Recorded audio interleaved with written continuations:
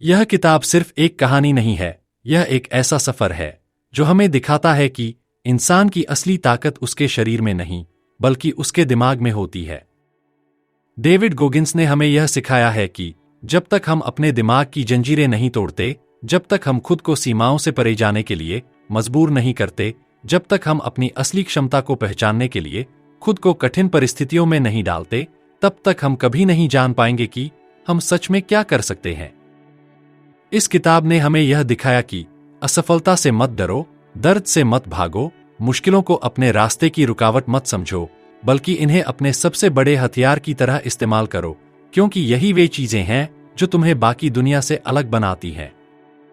यही वे सबक हैं जो तुम्हें एक ऐसा इंसान बनाएंगे जो कभी हार नहीं मानता, जो हर बार गिरकर फिर से खड़ा होता है और जो कभी खुद को फिनिश्ड नहीं मानता। डेविड गोगिंस की जिंदगी हमें यह बताती है कि अगर तुम सच में कुछ बड़ा करना चाहते हो तो तुम्हें खुद से एक सवाल पूछना होगा, क्या होगा अगर मैं अपनी सबसे बड़ी कमजोरी को अपनी सबसे बड़ी ताकत में बदल दूं? क्या होगा अगर मैं रुकने से मना कर दूं? क्या होगा अगर मैं उन सभी लोगों को गलत साबित कर दूं जो कहते हैं कि मैं यह नहीं कर सकता? जब तुम खुद से यह सवाल पूछना शुरू कर दोगे, तब तुम वह सब कुछ कर सकते हो जिसे करने की हिम्मत बहुत कम लोगों में होती है। अगर तुम्हें यह ऑडियो बुक पसंद आई हो, अगर तुम्हें इससे कुछ सीखने को मिला हो, अगर तुम्हें लगा हो कि यह किताब तुम्हारी जिंदगी बदल सकती है, तो इस वीडियो को लाइक करना मत भूलना। और अगर तुम ऐसी ही और किताबों की ऑडियो बुक्स सुनना चाहते हो, तो हमारे चैनल हिंदी ऑडियो बुक को सब्सक्राइब कर लो। इस चैनल का मकसद यही है कि हम उन किताबों की सीख को तुम्हारे तक पहुंचाए जो तुम्हें जिंदगी में आगे बढ़ने की ताकत दे सकती हैं। इसलिए बेल आइकन दबाओ ताकि जब भी कोई नई ऑडियो बुक आए तो तुम्हें सबसे पहले पता चले। और हाँ, इस वीडियो को उन लोगों के साथ जरूर शेयर करो जो जिंदगी में कुछ बड़ा करना चाहते हैं, लेकिन उन्हें अभी तक यह एहसास नहीं हुआ है कि उनकी असली ताकत उनके खुद के दिमाग में है। क्योंकि जब तक तुम खुद को सीमित करोगे, तब तक तुम कभी अपनी पूरी क्षमता तक नहीं पहुंच पाओगे। और जब तुम खुद से यह पूछना शुरू करोगे कि क्या होगा अगर मैं यह कर लूं, तब तुम्हें कोई भी नहीं रोक पाएगा। तो हमेशा याद रखना, तुम्हारी असली ताकत तुम्हारे दिमाग में है और तुम्हारी असली लड़ाई बाहर की दुनिया से नहीं, बल्कि खुद से है। इस ऑडियो बुक को सुनने के लिए धन्यवाद। अगले वीडियो में मिलते हैं एक नई किताब के साथ जो तुम्हारी सोच को और भी ज्यादा मजबूत बना देगी। तब तक के लिए खुद को धकेलते रहो, अपनी सीमाओं को तोड़ते रहो और हमेशा याद रखो कि तुम अभी भी फिनिश्ड नहीं हुए हो। रात के 11 बज चुके थे। मुंबई की एक ऊंची बिल्डिंग में हर्षित अपने लैपटॉप स्क्रीन पर टकटकी लगाए बैठा था। कॉफी ठंडी हो चुकी थी, लेकिन उसके दिमाग में बस एक सवाल घूम रहा था, किसी भी चीज की असली वैल्यू कैसे पता करें। हर्षित एक फाइनेंस स्टूडेंट था, लेकिन वैल्यूएशन को समझना उसके लिए किसी पहेली से कम नहीं था। स्टॉक्स, रियल एस्टेट, स्टार्टअप्स, हर जगह लोग कीमत तय कर रहे थे, लेकिन असली वैल्यू कैसे निकाली जाती है? इसी तलाश में उसके हाथ लगी एक किताब, इन्वेस्टमेंट वैल्यूएशन बाय अस्वाथ दामोदरन। उसने पहला चैप्टर पढ़ना शुरू किया और जैसे जैसे शब्दों की गहराई में उतरा, उसे एहसास हुआ कि वैल्यूएशन सिर्फ नंबर गेम नहीं, बल्कि एक आर्ट और साइंस का मिश्रण है। वैल्यूएशन क्या है और क्यों जरूरी है? दामोदरन कहते हैं, वैल्यूएशन सिर्फ एक गणना नहीं, बल्कि सोचने का तरीका है। कोई भी इन्वेस्टमेंट करने से पहले हमें समझना होगा कि उसकी असली कीमत क्या है, चाहे वो स्टॉक हो, बिजनेस हो या फिर कोई नया इनोवेशन। हर्षित ने सोचा, अगर दो लोग एक ही स्टॉक को अलग अलग कीमत पर देखते हैं तो कौन सही है? दामोदरन का जवाब था, यह इस पर निर्भर करता है कि आप किस अप्रोच से वैल्यू निकाल रहे हैं। वैल्यूएशन के 3 तरीके: 1. Intrinsic valuation, future cash flow के आधार पर असली वैल्यू तय की जाती है। 2. रिलेटिव वैल्यूएशन, दूसरी समान एसेट्स से तुलना करके वैल्यू निकाली जाती है। 3. कंटिंजेंट क्लेम वैल्यूएशन, ऑप्शंस और अनिश्चितता को ध्यान में रखकर वैल्यू तय होती है। हर्षित की सबसे बड़ी सीख, मार्केट सही नहीं होता, बल्कि लोग सही होते हैं। असली वैल्यू और मार्केट प्राइस में फर्क हमेशा रहेगा। लेकिन जो लोग वैल्यूएशन सही तरीके से समझते हैं वही पैसा बना सकते हैं। उसने अपनी नोटबुक में लिखा, अगर आप सही कीमत जानते हैं तो इन्वेस्टमेंट एक गेम नहीं बल्कि एक साइंस बन जाती है। क्या आप भी सीखना चाहते हैं कि किसी चीज की असली कीमत क्या होती है? तो जुड़े रहिए हिंदी ऑडियो बुक के साथ, क्योंकि आगे हम इन्वेस्टमेंट वैल्यूएशन के बाकी चैप्टर्स को भी इसी दिलचस्प अंदाज में एक्सप्लोर करेंगे। रात के 11 बज चुके थे। मुंबई की एक ऊंची बिल्डिंग में हर्षित अपने लैपटॉप स्क्रीन पर टकटकी लगाए बैठा था। कॉफी ठंडी हो चुकी थी, लेकिन उसके दिमाग में बस एक सवाल घूम रहा था, किसी भी चीज की असली वैल्यू कैसे पता करें। हर्षित एक फाइनेंस स्टूडेंट था, लेकिन वैल्यूएशन को समझना उसके लिए किसी पहेली से कम नहीं था। स्टॉक्स, रियल एस्टेट, स्टार्टअप्स, हर जगह लोग कीमत तय कर रहे थे, लेकिन असली वैल्यू कैसे निकाली जाती है? इसी तलाश में उसके हाथ लगी एक किताब, इन्वेस्टमेंट वैल्यूएशन बाय अस्वाथ दामोदरन। उसने पहला चैप्टर पढ़ना शुरू किया, और जैसे जैसे शब्दों की गहराई में उतरा, उसे एहसास हुआ कि वैल्यूएशन सिर्फ नंबर गेम नहीं बल्कि एक आर्ट और साइंस का मिश्रण है। वैल्यूएशन क्या है और क्यों जरूरी है? दामोदरन कहते हैं, वैल्यूएशन सिर्फ एक गणना नहीं बल्कि सोचने का तरीका है।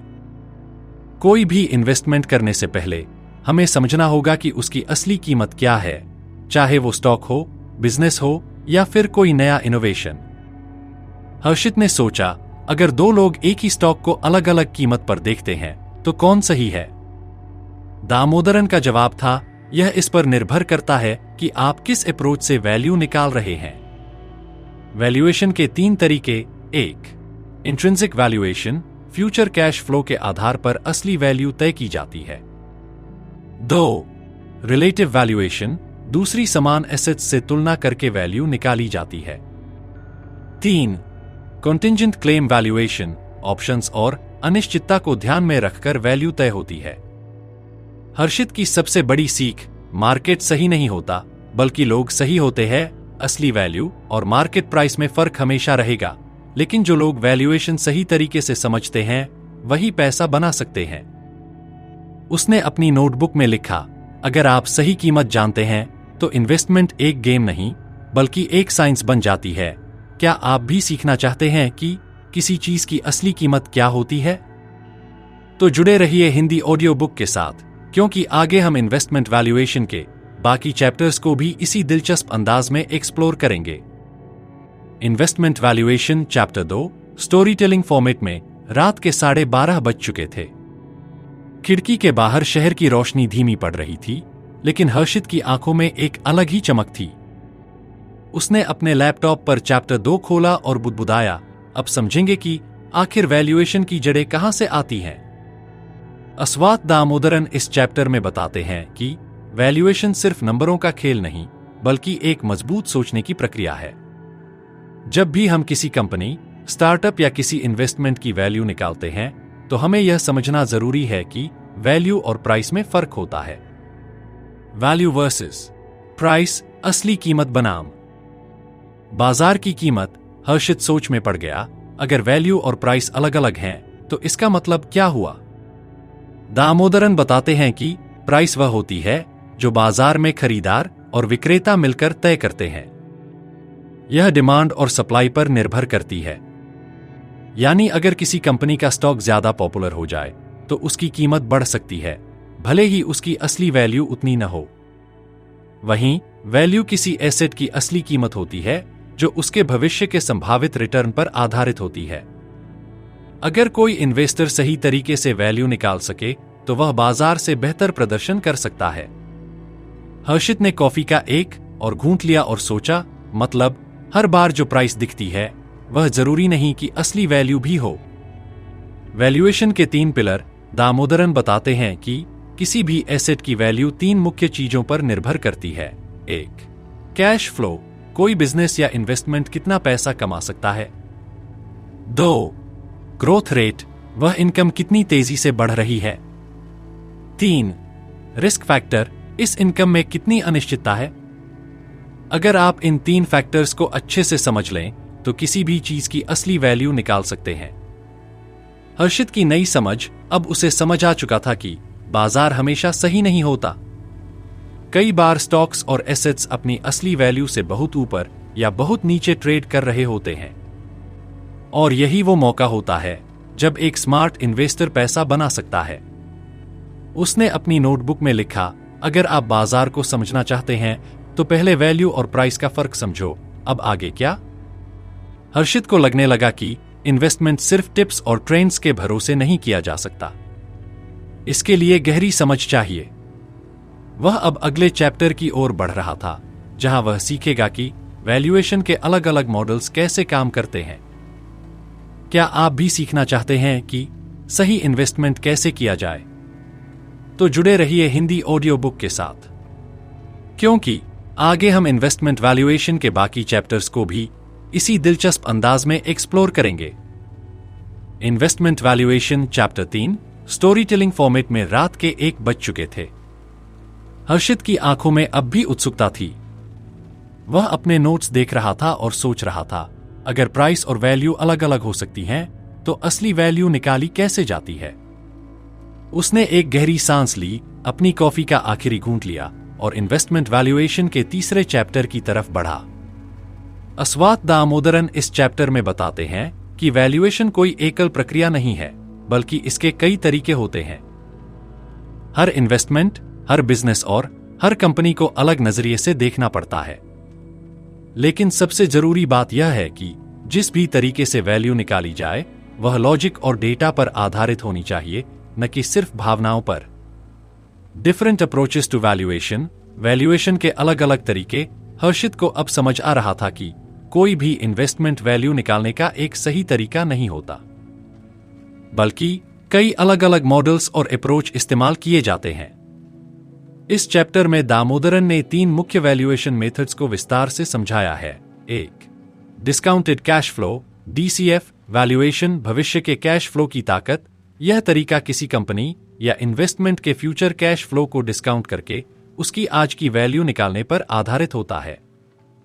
हर्षित ने सोचा, मतलब आज कोई चीज कितनी कीमती है, यह इस पर निर्भर करता है कि वो भविष्य में कितना कमा सकती है। DCF मॉडल में 3 जरूरी स्टेप्स होते हैं। अनुमान लगाना कि भविष्य में कितना कैश फ्लो आएगा, उस कैश फ्लो को डिस्काउंट करके आज की वैल्यू निकालना, रिस्क फैक्टर को ध्यान में रखते हुए सही डिस्काउंट रेट लगाना। हर्षित को याद आया कि स्टार्टअप्स और टेक कंपनियों के वैल्यूएशन में DCF बहुत उपयोगी होता है, क्योंकि वहां फ्यूचर ग्रोथ का ज्यादा महत्व होता है। 2. रिलेटिव वैल्यूएशन, तुलना में ताकत। इसमें हम किसी एसेट की वैल्यू को दूसरी समान एसेट्स से कंपेयर करते हैं। उदाहरण के लिए, अगर 2 कंपनियां एक ही इंडस्ट्री में काम कर रही हैं, तो उनकी वैल्यू भी लगभग समान होनी चाहिए। हर्षित ने सोचा, मतलब अगर मैं किसी स्टॉक का वैल्यूएशन करना चाहता हूं, तो मैं उसके कॉम्पिटिटर्स को भी देख सकता हूं।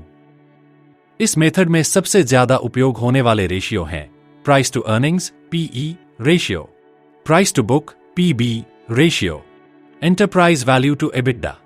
हर्षित को यह तरीका आसान लगा, लेकिन दामोदरन ने चेतावनी दी थी, तुलना तभी करें जब दोनों कंपनियां एक जैसी हों।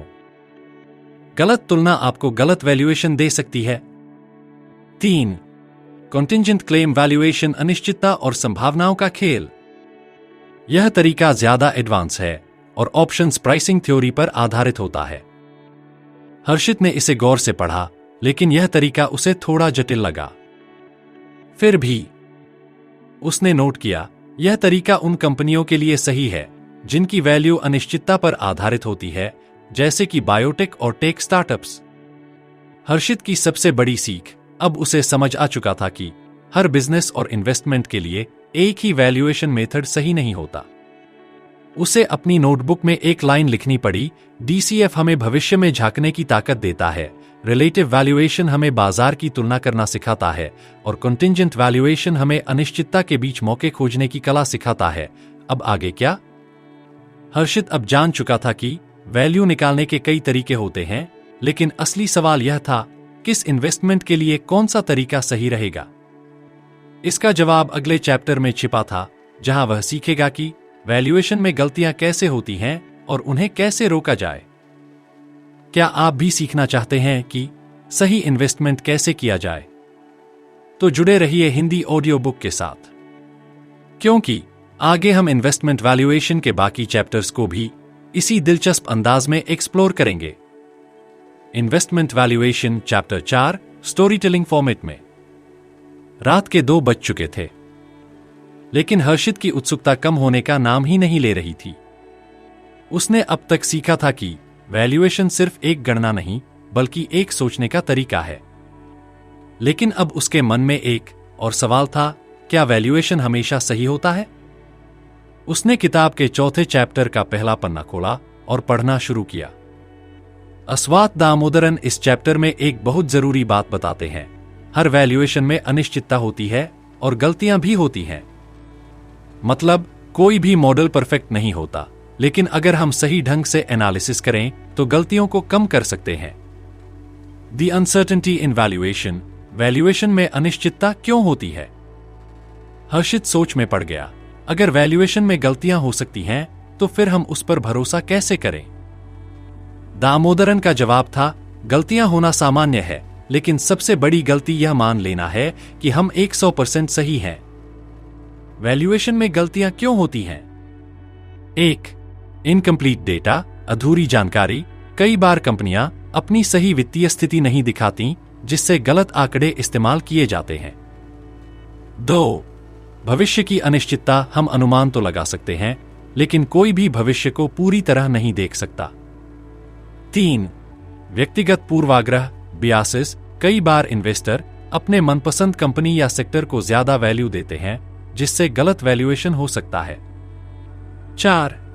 गलत मॉडल का इस्तेमाल। हर बिजनेस के लिए एक ही मॉडल सही नहीं होता। गलत मॉडल लगाने से गलत नतीजे आ सकते हैं।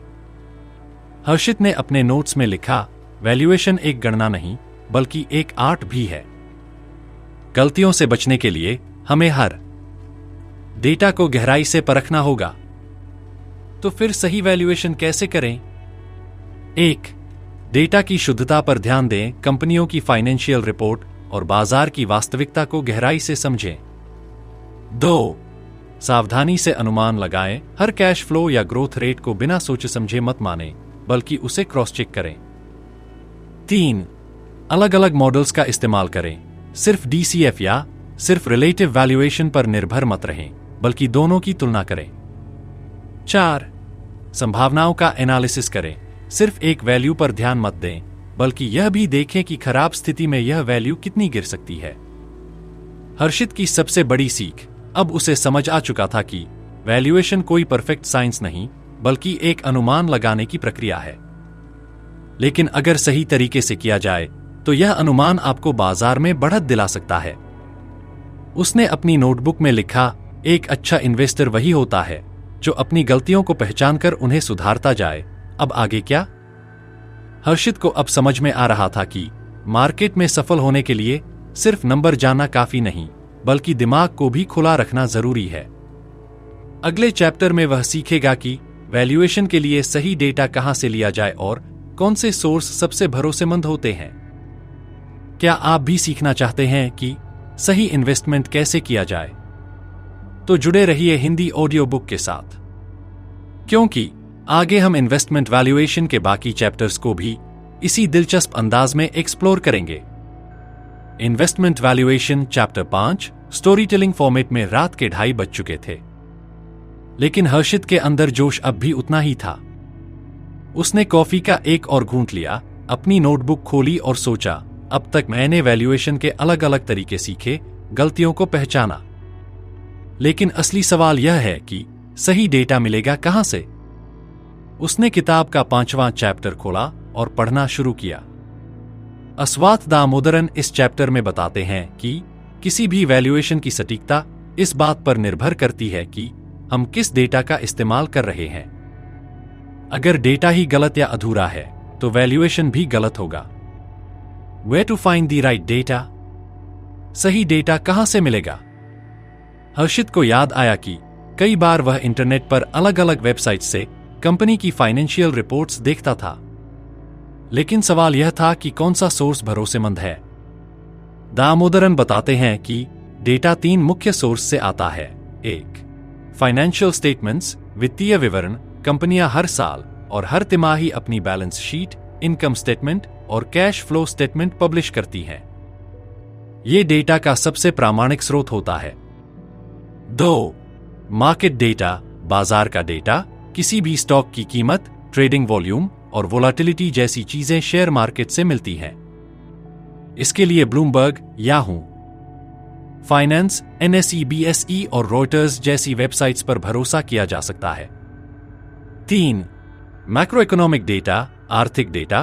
किसी भी इन्वेस्टमेंट की वैल्यू पर देश की अर्थव्यवस्था, इंटरेस्ट रेट, महंगाई और GDP का असर पड़ता है।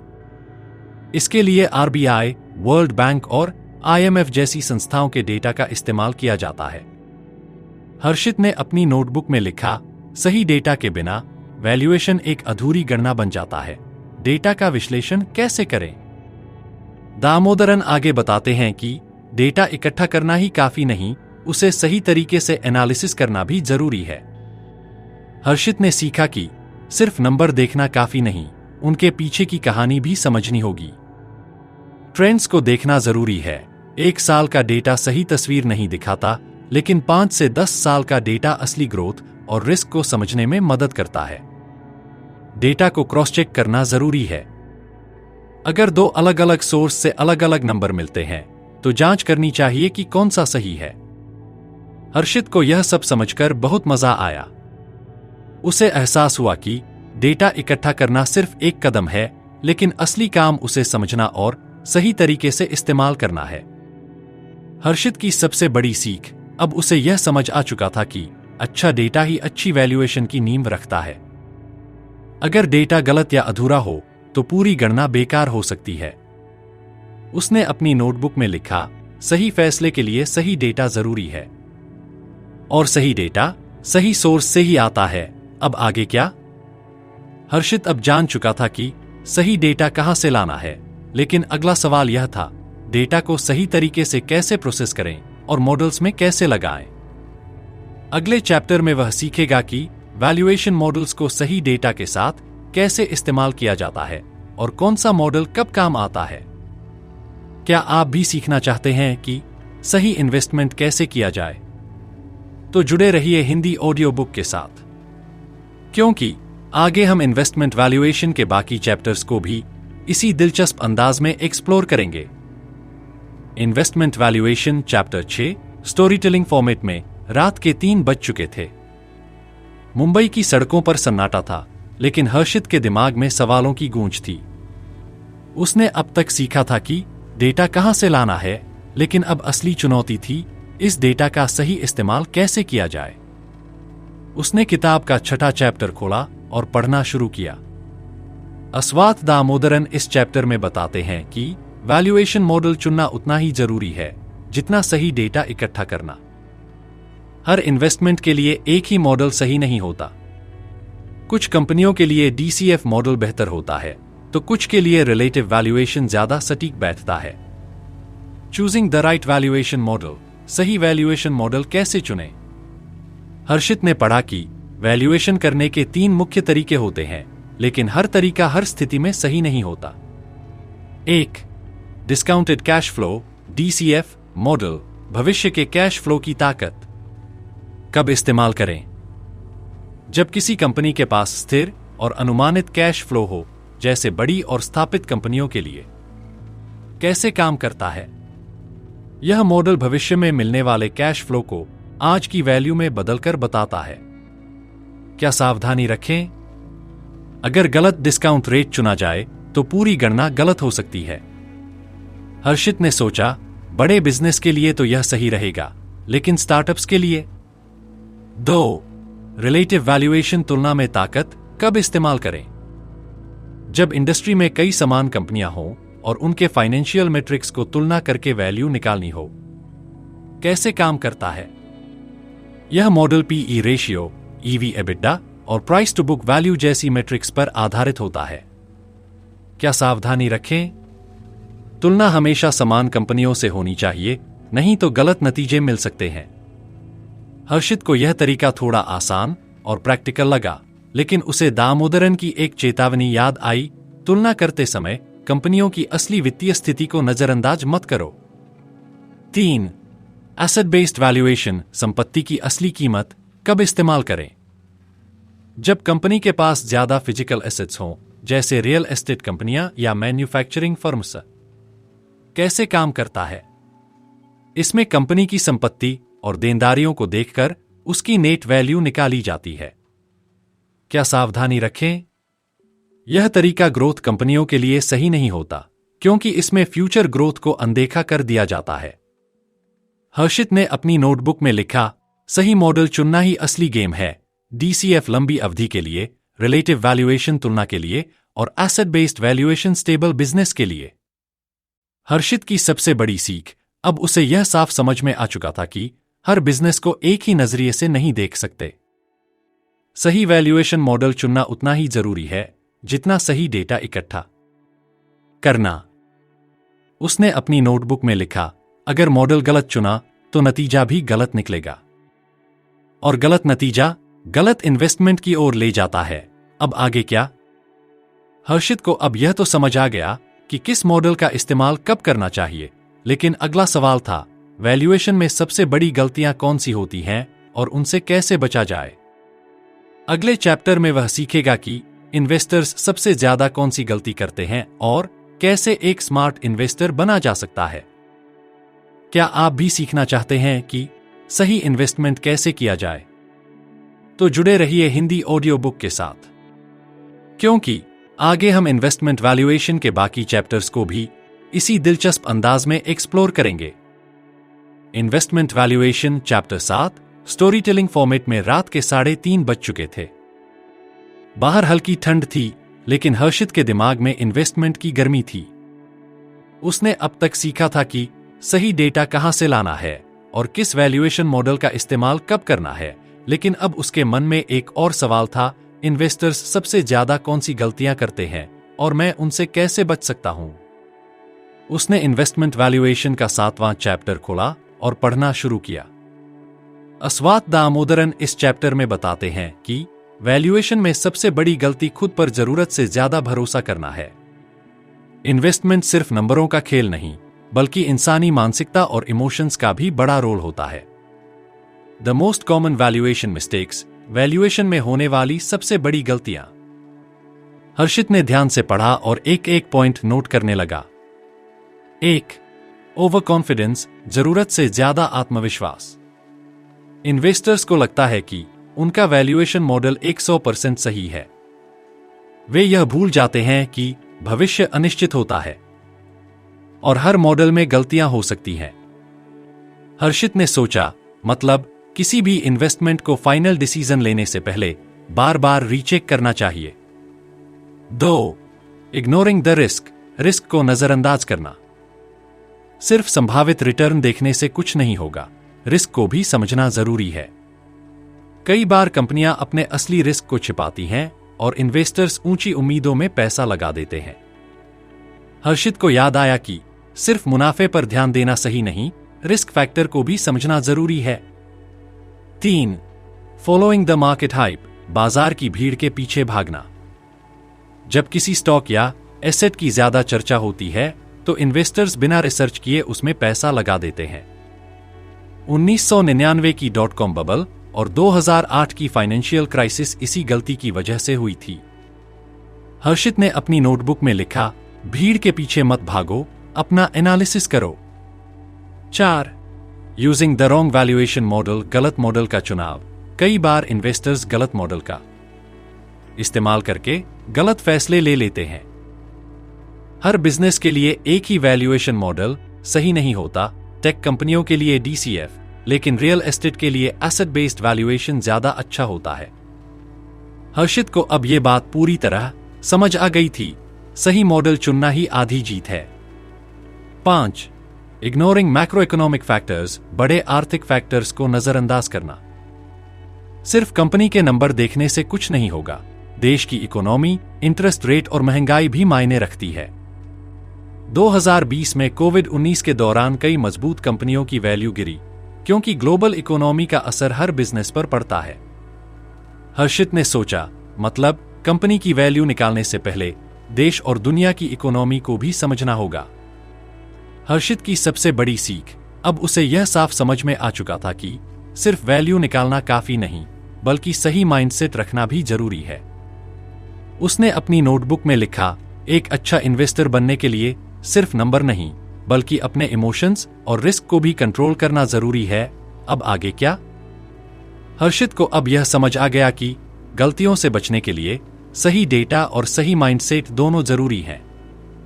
लेकिन अब उसका अगला सवाल था, क्या हर बिजनेस को एक ही नजरिए से देखा जा सकता है या अलग अलग इंडस्ट्री के लिए अलग अलग वैल्यूएशन टेक्निक्स होती हैं? अगले चैप्टर में वह सीखेगा कि टेक, रिटेल, बैंकिंग और मैन्युफैक्चरिंग कंपनियों का वैल्यूएशन कैसे अलग होता है। क्या आप भी सीखना चाहते हैं कि सही इन्वेस्टमेंट कैसे किया जाए? तो जुड़े रहिए हिंदी ऑडियो बुक के साथ, क्योंकि आगे हम इन्वेस्टमेंट वैल्यूएशन के बाकी चैप्टर्स को भी इसी दिलचस्प अंदाज में एक्सप्लोर करेंगे। Investment valuation chapter 8 story telling format में रात के 4 बज चुके थे।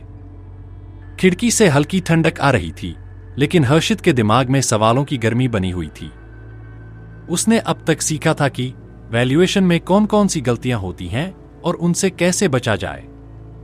लेकिन अब उसके मन में एक और सवाल था, क्या हर बिजनेस का वैल्यूएशन एक जैसा होता है या अलग अलग इंडस्ट्री के लिए अलग अलग तरीके अपनाने पड़ते हैं?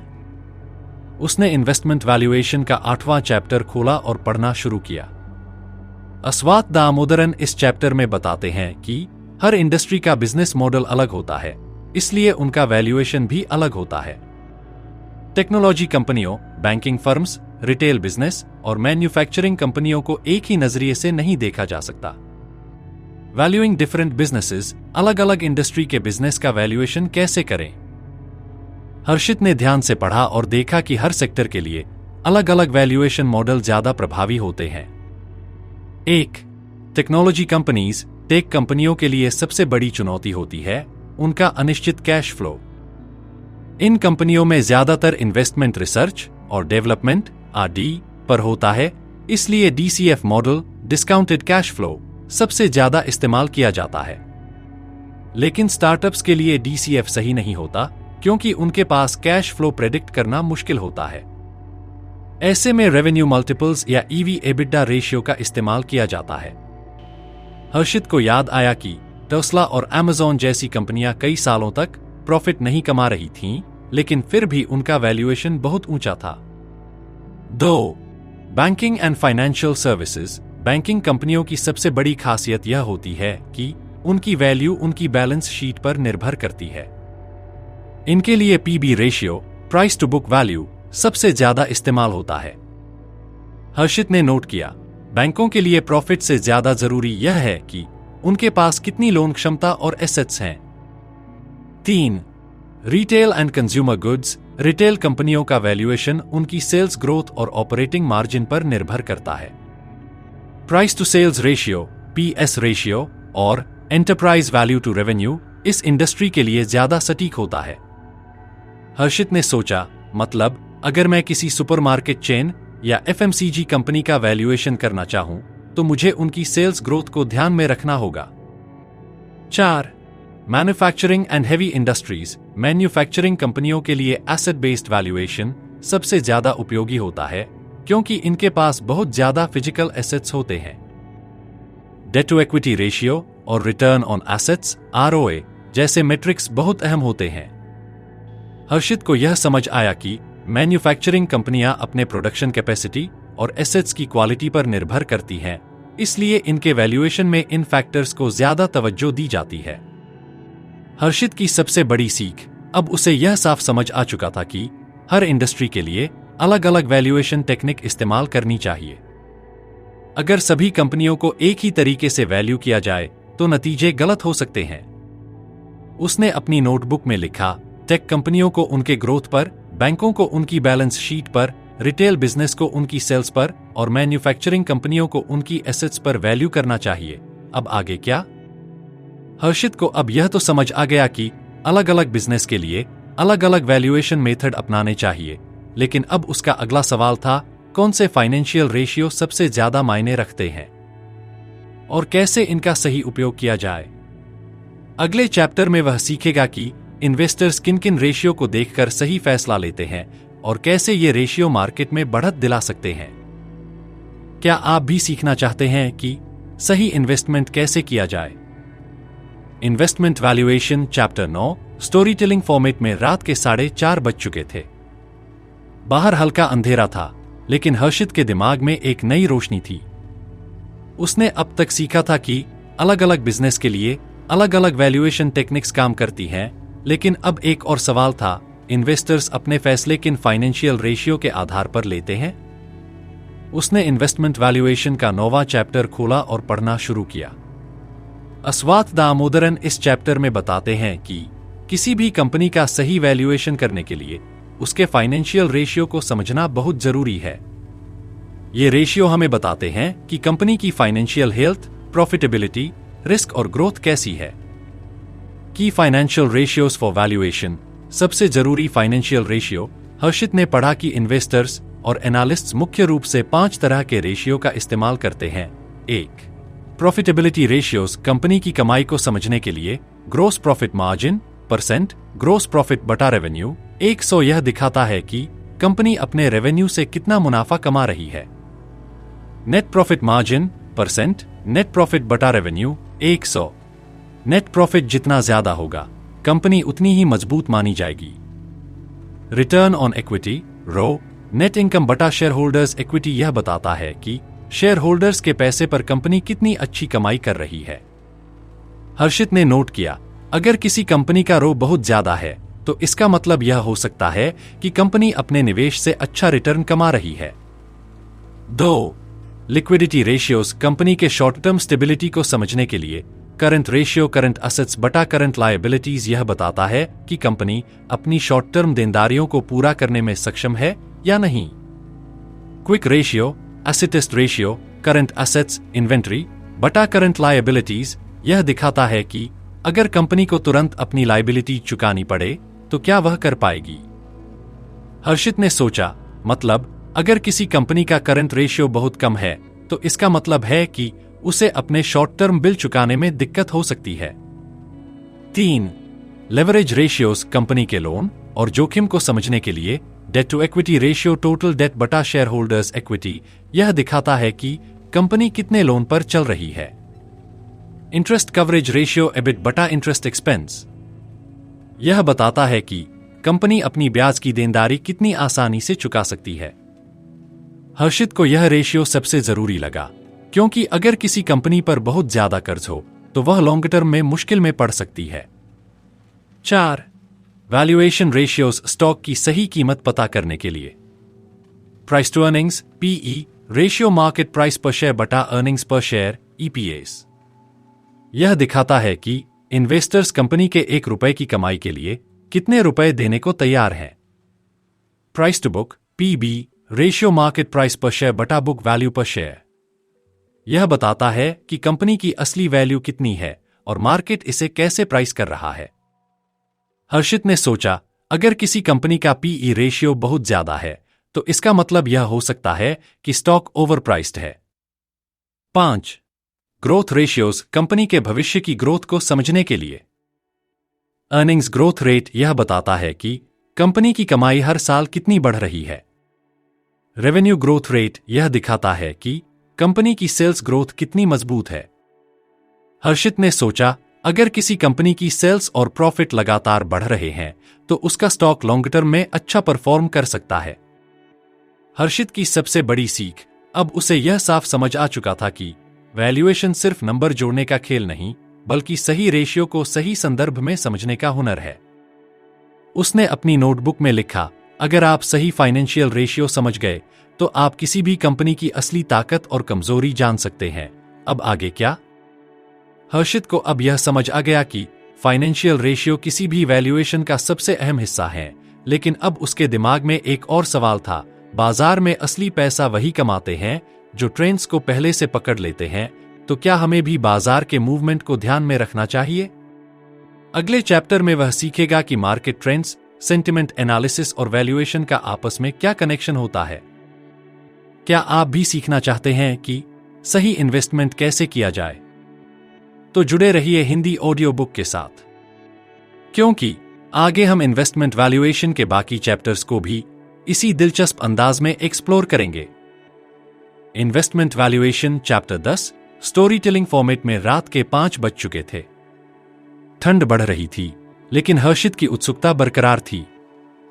उसने अब तक वैल्यूएशन के कई पहलू समझ लिए थे, लेकिन अब उसके मन में एक नया सवाल था, क्या सिर्फ नंबर देखकर सही इन्वेस्टमेंट किया जा सकता है, या बाजार के मूवमेंट और इन्वेस्टर्स के सेंटिमेंट्स को भी समझना जरूरी है? उसने किताब का 10वां चैप्टर खोला और पढ़ना शुरू किया। अस्वाथ दामोदरन बताते हैं कि बाजार सिर्फ कंपनी के फंडामेंटल्स पर नहीं चलता, बल्कि इन्वेस्टर्स के मूड यानी सेंटिमेंट्स और मार्केट ट्रेंड्स भी कीमतों को प्रभावित करते हैं।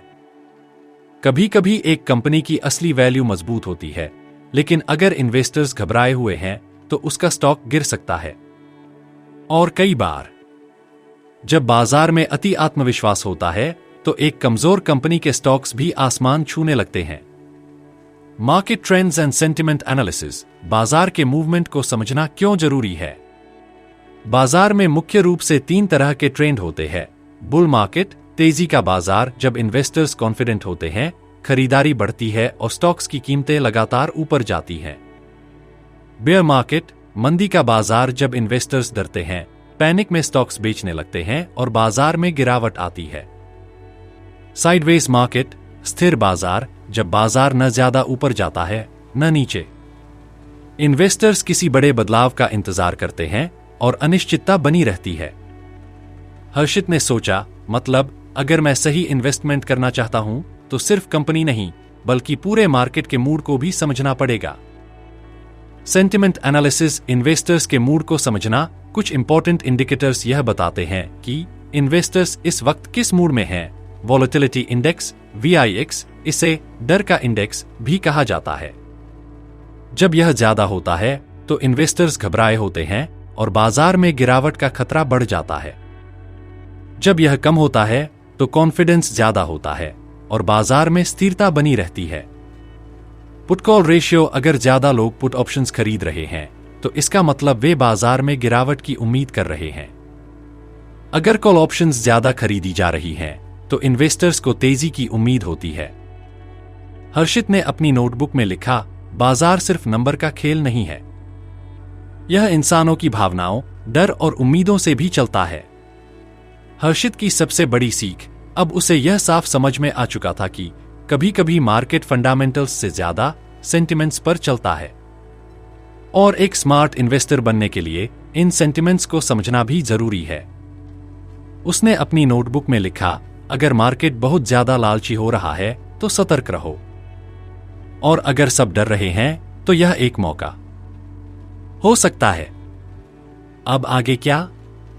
अब उसका अगला सवाल था, क्या कोई ऐसा तरीका है जिससे सही समय पर इन्वेस्टमेंट किया जाए? अगले चैप्टर में वह सीखेगा कि मार्केट साइकिल्स को समझकर लॉन्ग टर्म में सही मौके कैसे तलाशे जाएं। क्या आप भी सीखना चाहते हैं कि सही इन्वेस्टमेंट कैसे किया जाए? तो जुड़े रहिए हिंदी ऑडियो बुक के साथ, क्योंकि आगे हम इन्वेस्टमेंट वैल्यूएशन के बाकी चैप्टर्स को भी इसी दिलचस्प अंदाज में एक्सप्लोर करेंगे। Investment valuation chapter 11। Story telling format में रात के 5:30 बज चुके थे। खिड़की से हल्की रोशनी झांकने लगी थी, लेकिन हर्षित अब भी अपनी किताब में खोया हुआ था। उसने अब तक समझा कि मार्केट मूवमेंट और इन्वेस्टर्स के सेंटिमेंट्स वैल्यूएशन को कैसे प्रभावित करते हैं, लेकिन अब उसके मन में एक और सवाल था, क्या इन्वेस्टमेंट का सही समय तय करने का कोई तरीका है? उसने किताब का 11वां चैप्टर खोला और पढ़ना शुरू किया। अस्वाथ दामोदरन इस चैप्टर में बताते हैं कि मार्केट हमेशा एक ही दिशा में नहीं चलता, यह अलग अलग साइकिल्स में चलता है। अगर इन साइकिल्स को सही से समझ लिया जाए तो सही समय पर खरीदना और बेचना आसान हो सकता है। Understanding market cycles. बाजार के उतार चढ़ाव को समझना क्यों जरूरी है? हर इन्वेस्टर को यह समझना चाहिए कि मार्केट अलग अलग फेज में चलता है और हर फेज में सही इन्वेस्टमेंट स्ट्रेटजी अलग होती है। 1. एक्सपेंशन फेज, विस्तार का दौर। जब इकोनॉमी मजबूत होती है, कंपनियों के मुनाफे बढ़ते हैं और लोग ज्यादा खर्च करने लगते हैं। इस दौरान स्टॉक्स की कीमतें बढ़ती हैं और मार्केट में तेजी आती है। क्या करना चाहिए? मजबूत फंडामेंटल्स वाली कंपनियों में इन्वेस्ट करना। ग्रोथ स्टॉक्स पर फोकस करना। 2. पीक फेस, ऊपर का शिखर यह वह समय होता है जब बाजार अपने हाई लेवल पर पहुंच जाता है और इन्वेस्टर्स में जरूरत से ज्यादा आत्मविश्वास आ जाता है। क्या करना चाहिए? बहुत ज्यादा वैल्यूएशन वाले स्टॉक्स से बचना, मुनाफे के कुछ हिस्से निकाल लेना। 3. कॉन्ट्रैक्शन फेस, गिरावट का दौर, अर्थव्यवस्था धीमी होने लगती है, कंपनियों के प्रॉफिट कम होने लगते हैं और लोग कम खर्च करने लगते हैं। इस दौरान स्टॉक्स गिरने लगते हैं और मंदी का माहौल बनने लगता है। क्या करना चाहिए? कैश बचाकर रखना, मजबूत कंपनियों के स्टॉक्स को लो प्राइस पर खरीदने का मौका तलाशना। 4. रिकवरी फेज, संभलने का दौर, मार्केट फिर से स्थिर होने लगता है, इन्वेस्टर्स का भरोसा लौटने लगता है और स्टॉक्स धीरे धीरे ऊपर जाने लगते हैं। क्या करना चाहिए? अच्छी कंपनियों को पहचान कर सही समय पर खरीदारी शुरू करना। लॉन्ग टर्म इन्वेस्टमेंट की योजना बनाना। हर्षित ने सोचा, मतलब अगर हमें मार्केट साइकिल समझ में आ जाए तो सही वक्त पर इन्वेस्टमेंट और सही वक्त पर प्रॉफिट बुक करना आसान हो सकता है। हर्षित की सबसे बड़ी सीख, अब उसे यह साफ समझ आ चुका था कि मार्केट कभी भी स्थिर नहीं रहता, यह हमेशा बदलता रहता है। अगर हम इन बदलावों को पहचानना सीख जाएं, तो बड़े मौके बना सकते हैं। उसने अपनी नोटबुक में लिखा, मार्केट साइकिल्स को समझो, भीड़ से पहले खरीदो और डर के माहौल में सबसे अच्छा इन्वेस्टमेंट करो। अब आगे क्या? अब उसका अगला सवाल था, क्या मार्केट साइकिल्स को सिर्फ स्टॉक्स पर लागू किया जा सकता है या दूसरे एसेट्स जैसे रियल एस्टेट, गोल्ड और क्रिप्टो में भी यह नियम लागू होते हैं? अगले चैप्टर में वह सीखेगा कि वैल्यूएशन सिर्फ स्टॉक्स तक सीमित नहीं, बल्कि हर तरह के इन्वेस्टमेंट के लिए कैसे किया जाता है। क्या आप भी सीखना चाहते हैं कि सही इन्वेस्टमेंट कैसे किया जाए?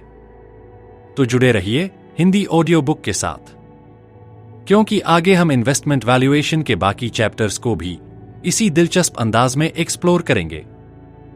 Investment valuation chapter 11 story telling format में सुबह होने लगी थी, लेकिन हर्षित अब भी अपनी किताब में डूबा था।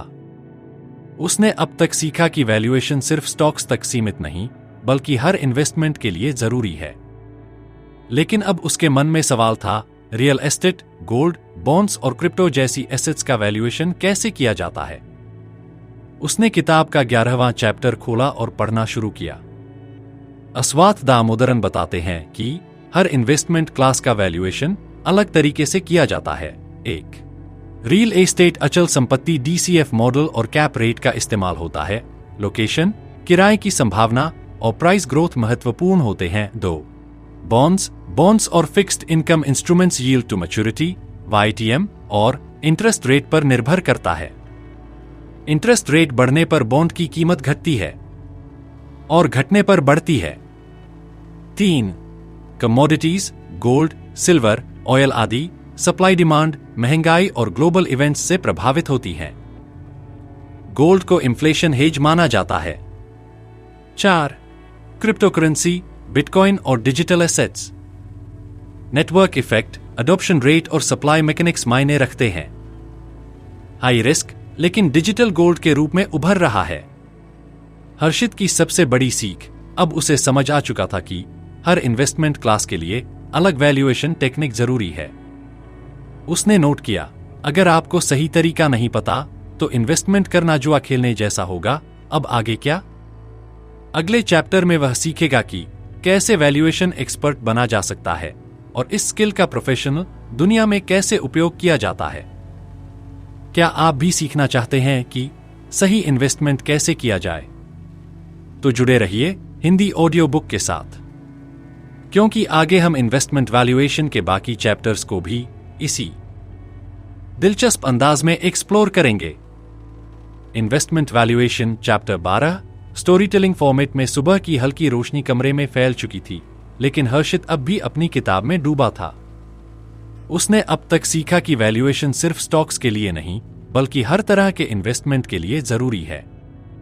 लेकिन अब उसका सवाल था, क्या कोई भी वैल्यूएशन एक्सपर्ट बन सकता है? और अगर हां, तो इसके लिए किन स्किल्स की जरूरत होती है? उसने किताब का 12वां चैप्टर खोला और पढ़ना शुरू किया। अस्वात दामोदरन इस चैप्टर में बताते हैं कि वैल्यूएशन एक्सपर्ट बनने के लिए न सिर्फ टेक्निकल स्किल्स बल्कि सही माइंडसेट भी जरूरी है। Skills required for valuation expert. Valuation expert बनने के लिए जरूरी स्किल्स: 1.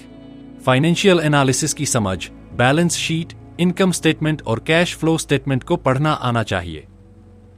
फाइनेंशियल रेशियो को समझकर सही निष्कर्ष निकालना जरूरी है। 2. अलग अलग वैल्यूएशन मॉडल्स में expertise, DCF model, relative valuation, asset based valuation को सही तरीके से अप्लाई करना आना चाहिए। 3. डेटा एनालिसिस और रिसर्च स्किल्स, मार्केट ट्रेंड्स और इंडस्ट्री एनालिसिस करने की क्षमता होनी चाहिए। सही डेटा सोर्स चुनने और क्रॉस वेरीफाई करने की आदत होनी चाहिए। 4. लॉजिकल थिंकिंग और इमोशनल कंट्रोल। इन्वेस्टमेंट फैसले भावनाओं के बजाय डेटा पर आधारित होने चाहिए। बाजार के शॉर्ट टर्म उतार चढ़ाव से घबराने के बजाय लॉन्ग टर्म पर फोकस करना चाहिए। 5. एक्सेल और फाइनेंशियल मॉडलिंग स्किल्स। डेटा को अच्छे से एनालाइज करने और भविष्य के अनुमान लगाने के लिए एक्सेल और फाइनेंशियल सॉफ्टवेयर का उपयोग आना चाहिए। हर्षित की सबसे बड़ी सीख अब उसे समझ आ चुका था कि एक अच्छा इन्वेस्टर बनने के लिए सिर्फ नंबर जोड़ना नहीं, बल्कि सही डेटा, सही मॉडल और सही मानसिकता अपनानी पड़ती है।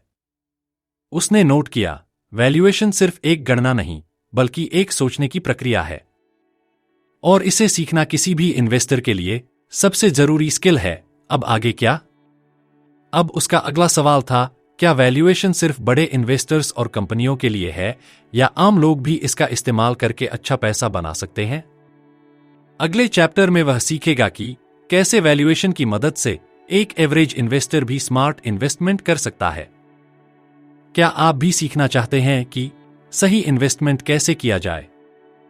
तो जुड़े रहिए हिंदी ऑडियो बुक के साथ, क्योंकि आगे हम इन्वेस्टमेंट वैल्यूएशन के बाकी चैप्टर्स को भी इसी दिलचस्प अंदाज में एक्सप्लोर करेंगे। Investment valuation chapter 13 story telling format में सुबह पूरी तरह हो चुकी थी। कमरे में सूरज की हल्की रोशनी आ रही थी, लेकिन हर्षित के लिए यह सिर्फ एक नई सुबह नहीं थी, बल्कि एक नई समझ थी। उसने अब तक जाना कि वैल्यूएशन एक्सपर्ट बनने के लिए किन स्किल्स की जरूरत होती है, लेकिन अब उसका सवाल था, क्या वैल्यूएशन सिर्फ बड़े इन्वेस्टर्स और कंपनियों के लिए है, या आम लोग भी इसका इस्तेमाल करके अच्छा पैसा बना सकते हैं? उसने किताब का 13वां चैप्टर खोला और पढ़ना शुरू किया। अस्वात दामोदरन इस चैप्टर में बताते हैं कि वैल्यूएशन सिर्फ वॉल स्ट्रीट या बड़े फंड मैनेजर्स तक सीमित नहीं है, बल्कि एक आम इन्वेस्टर भी इसे सीखकर बेहतर फैसले ले सकता है। How can an average investor use valuation? एक आम इन्वेस्टर वैल्यूएशन का इस्तेमाल कैसे कर सकता है? 1. सही स्टॉक्स को पहचानना। सिर्फ टिप्स और हाइप पर भरोसा करने के बजाय खुद से स्टॉक का सही वैल्यूएशन करना आना चाहिए। PE रेशियो, PB रेशियो और DCF मॉडल की मदद से यह समझा जा सकता है कि कोई स्टॉक ओवरप्राइस्ड है या अंडरवैल्यूड। 2. लॉन्ग टर्म इन्वेस्टमेंट के लिए सही समय चुनना। वैल्यूएशन यह समझने में मदद करता है कि बाजार महंगा है या सस्ता। मार्केट क्रैश के दौरान अच्छी कंपनियों को सस्ते में खरीदने का सही मौका मिलता है। 3. गलत इन्वेस्टमेंट से बचना। कई बार लोग महंगे स्टॉक्स या गिरती हुई कंपनियों में पैसा लगा देते हैं। वैल्यूएशन करके यह समझा जा सकता है कि किस कंपनी का फ्यूचर स्ट्रांग है और किसका नहीं। 4. डाइवर्सिफाइड पोर्टफोलियो बनाना। सिर्फ एक एसेट क्लास पर निर्भर रहने के बजाय स्टॉक्स, बॉन्ड्स, गोल्ड और रियल एस्टेट का सही मिश्रण बनाना चाहिए। हर इन्वेस्टमेंट का सही वैल्यूएशन करके जोखिम को कम किया जा सकता है। हर्षित की सबसे बड़ी सीख अब उसे यह समझ में आ गया था कि वैल्यूएशन सिर्फ बड़े फाइनेंशियल एक्सपर्ट्स के लिए नहीं, बल्कि हर उस व्यक्ति के लिए जरूरी है जो अपने पैसे को समझदारी से इन्वेस्ट करना चाहता है। उसने नोट किया, अगर आप वैल्यूएशन समझते हैं तो आप बाजार के मूड पर नहीं, बल्कि असली कीमत पर इन्वेस्टमेंट कर सकते हैं। अब आगे क्या? अब उसका अगला सवाल था, अगर वैल्यूएशन इतना पावरफुल टूल है तो क्या इसे हर स्थिति में 100% सही माना जा सकता है? अगले चैप्टर में वह सीखेगा कि वैल्यूएशन की सीमाएं क्या हैं और किन परिस्थितियों में यह गलत साबित हो सकता है। क्या आप भी सीखना चाहते हैं कि सही इन्वेस्टमेंट कैसे किया जाए। तो जुड़े रहिए हिंदी ऑडियो बुक के साथ, क्योंकि आगे हम इन्वेस्टमेंट वैल्यूएशन के बाकी चैप्टर्स को भी इसी दिलचस्प अंदाज में एक्सप्लोर करेंगे। Investment valuation chapter 14 story telling format में सुबह पूरी तरह हो चुकी थी, लेकिन हर्षित की उत्सुकता अब भी कम नहीं हुई थी। उसने अब तक सीखा कि वैल्यूएशन सिर्फ बड़े इन्वेस्टर्स के लिए नहीं, बल्कि आम लोगों के लिए भी एक जरूरी स्किल है। लेकिन अब उसके मन में एक नया सवाल था, क्या वैल्यूएशन हमेशा सही होता है या इसमें भी गलतियां हो सकती हैं? उसने किताब का 14वां चैप्टर खोला और पढ़ना शुरू किया। अस्वात दामोदरन इस चैप्टर में बताते हैं कि वैल्यूएशन एक साइंस और आर्ट दोनों है, और हर मॉडल में कुछ सीमाएं होती हैं। इसका मतलब यह हुआ कि कोई भी वैल्यूएशन 100% सटीक नहीं होता, लेकिन अगर सही तरीके से किया जाए तो यह बड़े नुकसान से बचा सकता है। लिमिटेशंस ऑफ वैल्यूएशन, वैल्यूएशन की सीमाएं। 1, भविष्य की अनिश्चितता। वैल्यूएशन मॉडल भविष्य के कैश फ्लो और ग्रोथ का अनुमान लगाते हैं, लेकिन असली दुनिया में ये अनुमान सही साबित हो, इसकी कोई गारंटी नहीं होती। मार्केट में अचानक इकोनॉमिक क्राइसिस, टेक्नोलॉजी में बदलाव या राजनीतिक घटनाएं वैल्यूएशन को गलत साबित कर सकती हैं। 2, डेटा की गुणवत्ता पर निर्भरता। अगर कंपनी के फाइनेंशियल स्टेटमेंट या मार्केट डेटा में गड़बड़ हो तो वैल्यूएशन भी गलत हो सकता है। कुछ कंपनियां अपनी असली वित्तीय स्थिति छुपाने के लिए नंबरों में हेरफेर भी कर सकती हैं। 3, इन्वेस्टर्स की भावनाएं और सेंटिमेंट्स। कई बार मार्केट लॉजिक से नहीं, बल्कि इमोशंस से चलता है। वैल्यूएशन सही होते हुए भी अगर मार्केट में डर या बहुत ज्यादा लालच है तो कीमतें असली वैल्यू से ऊपर या नीचे जा सकती हैं। 4, सही मॉडल का चुनाव। हर कंपनी और एसेट क्लास के लिए एक ही वैल्यूएशन मॉडल सही नहीं होता। अगर गलत मॉडल चुना गया तो वैल्यूएशन भी गलत निकल सकता है। हर्षित की सबसे बड़ी सीख, अब उसे यह समझ में आ गया था कि वैल्यूएशन एक गाइड है, लेकिन इसे बिना सोचे समझे 100% सही मानना भी एक गलती हो सकती है। उसने नोट किया, वैल्यूएशन एक टूल है, लेकिन असली इन्वेस्टमेंट डिसीजन हमेशा सोच समझकर और रिस्क फैक्टर्स को ध्यान में रखकर लेना चाहिए। अब आगे क्या? अब उसका अगला सवाल था, अगर वैल्यूएशन में सीमाएं हैं तो इसे कैसे बेहतर बनाया जा सकता है और स्मार्ट इन्वेस्टर्स इस डेटा का इस्तेमाल कैसे करते हैं। अगले चैप्टर में वह सीखेगा कि वैल्यूएशन को ज्यादा प्रभावी और प्रैक्टिकल कैसे बनाया जाए। क्या आप भी सीखना चाहते हैं कि सही इन्वेस्टमेंट कैसे किया जाए? तो जुड़े रहिए हिंदी ऑडियो बुक के साथ, क्योंकि आगे हम इन्वेस्टमेंट वैल्यूएशन के बाकी चैप्टर्स को भी इसी दिलचस्प अंदाज में एक्सप्लोर करेंगे। Investment valuation chapter 15 story telling format में सुबह की धूप अब पूरे कमरे में फैल चुकी थी, लेकिन हर्षित की नजरें अब भी किताब पर टिकी थीं। उसने अब तक सीखा कि वैल्यूएशन हमेशा सही नहीं होता और इसमें कई सीमाएं होती हैं। लेकिन अब उसका सवाल था, अगर वैल्यूएशन में गलतियां हो सकती हैं तो इसे ज्यादा प्रभावी और भरोसेमंद कैसे बनाया जाए। उसने किताब का 15वां चैप्टर खोला और पढ़ना शुरू किया। अस्वात दामोदरन इस चैप्टर में बताते हैं कि एक अच्छा इन्वेस्टर सिर्फ वैल्यूएशन मॉडल पर भरोसा नहीं करता, बल्कि वह इसे सुधारने और ज्यादा सटीक बनाने के लिए अलग अलग तरीकों का इस्तेमाल करता है। How to improve valuation accuracy. Valuation को ज्यादा सटीक कैसे बनाएं? 1, अलग अलग वैल्यूएशन मॉडल्स का इस्तेमाल करें। सिर्फ DCF मॉडल या रिलेटिव वैल्यूएशन पर निर्भर न रहें, बल्कि दोनों की तुलना करें। यदि अलग अलग मॉडल से वैल्यू अलग अलग आती है तो इसका कारण समझने की कोशिश करें। 2, डेटा को क्रॉस वेरीफाई करें। कंपनी के फाइनेंशियल स्टेटमेंट्स को ऑडिटेड रिपोर्ट्स से मिलाएं। मार्केट डेटा को भरोसेमंद सोर्स जैसे ब्लूमबर्ग, NSE, BSE और RBI से वेरीफाई करें। 3, मैक्रो इकोनॉमिक फैक्टर्स को नजरअंदाज न करें। किसी भी इन्वेस्टमेंट का वैल्यूएशन सिर्फ कंपनी के अंदरूनी डेटा से तय नहीं होता, बल्कि ब्याज दरें, मुद्रास्फीति, इन्फ्लेशन और ग्लोबल इकोनॉमिक कंडीशंस भी इसे प्रभावित करते हैं। 4, संभावित जोखिमों को वैल्यूएशन में शामिल करें। हमेशा बेस्ट केस और वर्स्ट केस दोनों सिनारियो के हिसाब से वैल्यूएशन करें। मार्जिन ऑफ सेफ्टी रखें ताकि अगर मार्केट गलत दिशा में जाए तो भी नुकसान कम हो। हर्षित की सबसे बड़ी सीख, अब उसे यह साफ समझ में आ गया था कि वैल्यूएशन को 100% सही बनाना नामुमकिन है, लेकिन सही रणनीतियों से इसे ज्यादा सटीक और प्रभावी बनाया जा सकता है। उसने नोट किया, वैल्यूएशन सिर्फ एक नंबर नहीं बल्कि एक प्रक्रिया है, और जो इसे बेहतर तरीके से समझेगा वही बाजार में आगे बढ़ेगा। अब आगे क्या? अब उसका अगला सवाल था, क्या एक अच्छा वैल्यूएशन इन्वेस्टर को लॉन्ग टर्म में सच में अमीर बना सकता है?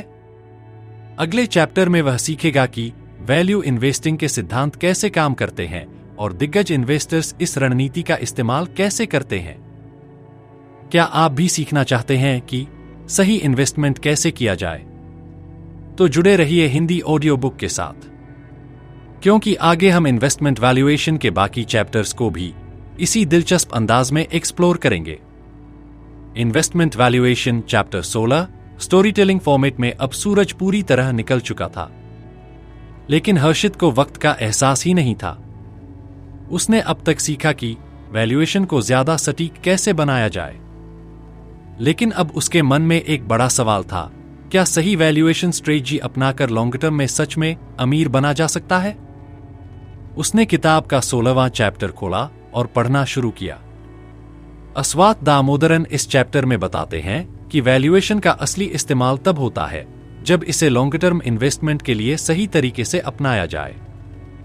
वॉरेन बफेट, बेंजामिन ग्राहम और चार्ली मुंगेर जैसे दिग्गज इन्वेस्टर्स ने वैल्यू इन्वेस्टिंग को ही अपनी सफलता की कुंजी बनाया। Principles of value investing. Value investing के सिद्धांत। 1. अंडरवैल्यूड स्टॉक्स को पहचानो। ऐसे स्टॉक्स की तलाश करो जो अपनी असली वैल्यू से कम दाम पर मिल रहे हों। पीई रेशियो, पीबी रेशियो और discounted cash flow DCF model से यह पता लगाया जा सकता है कि कोई स्टॉक ओवरप्राइस्ड है या अंडरवैल्यूड। 2. लॉन्ग टर्म सोचो, शॉर्ट टर्म उतार चढ़ाव से मत घबराओ। मार्केट में रोज उतार चढ़ाव होते हैं, लेकिन अगर कंपनी फंडामेंटली मजबूत है तो लॉन्ग टर्म में रिटर्न जरूर मिलेगा। वॉरेन बफेट कहते हैं, मार्केट शोर मचाता है, लेकिन असली इन्वेस्टर वही है जो इस शोर को इग्नोर करे। 3. मार्जिन ऑफ सेफ्टी रखो। किसी भी इन्वेस्टमेंट में थोड़ी सुरक्षा, मार्जिन ऑफ सेफ्टी रखो, ताकि अगर अनुमान गलत भी हो जाए तो ज्यादा नुकसान न हो। बेंजामिन ग्राहम का मानना था कि कभी भी पूरी कीमत पर स्टॉक मत खरीदो, बल्कि हमेशा एक डिस्काउंट पर लो। 4. सिर्फ अच्छी कंपनियों में इन्वेस्ट करो। ऐसी कंपनियों को चुनो जो कम कर्ज पर चल रही हों, लगातार मुनाफा कमा रही हों और जिनका मैनेजमेंट ईमानदार हो। Quality over quantity. कम लेकिन बेहतरीन स्टॉक्स में इन्वेस्ट करना ज्यादा फायदेमंद होता है। 5. धैर्य रखो और कंपाउंडिंग का फायदा उठाओ। शॉर्ट टर्म में मार्केट अनिश्चित होता है, लेकिन लॉन्ग टर्म में ग्रोथ करने वालों को ही असली रिटर्न मिलता है। आइंस्टाइन ने कंपाउंडिंग को दुनिया का 8वां आश्चर्य कहा था। छोटे इन्वेस्टमेंट भी वक्त के साथ बड़े बन सकते हैं। हर्षित की सबसे बड़ी सीख, अब उसे यह साफ समझ आ चुका था कि वैल्यू इन्वेस्टिंग कोई जादू नहीं, बल्कि सही सोच, धैर्य और रिसर्च का खेल है। उसने नोट किया, अगर सही वैल्यूएशन के साथ लॉन्ग टर्म सोचा जाए तो अमीर बनने से कोई नहीं रोक सकता। अब आगे क्या? अब उसका अगला सवाल था, क्या वैल्यू इन्वेस्टिंग हर तरह के मार्केट में काम करती है या कुछ परिस्थितियों में यह फेल भी हो सकती है? अगले चैप्टर में वह सीखेगा कि कब वैल्यू इन्वेस्टिंग कारगर साबित होती है और कब इसमें जोखिम बढ़ जाता है। क्या आप भी सीखना चाहते हैं कि सही इन्वेस्टमेंट कैसे किया जाए? तो जुड़े रहिए हिंदी ऑडियो बुक के साथ, क्योंकि आगे हम इन्वेस्टमेंट वैल्यूएशन के बाकी चैप्टर्स को भी इसी दिलचस्प अंदाज में एक्सप्लोर करेंगे। Investment valuation chapter 17 story telling format में सुबह पूरी तरह हो चुकी थी, लेकिन हर्षित की सोच गहरी होती जा रही थी। उसने अब तक सीखा कि वैल्यू इन्वेस्टिंग एक लंबी यात्रा है जिसमें धैर्य और सही रिसर्च सबसे ज्यादा मायने रखती है। लेकिन अब उसके मन में एक नया सवाल था, क्या वैल्यू इन्वेस्टिंग हर स्थिति में काम करती है या कुछ परिस्थितियों में यह फेल भी हो सकती है?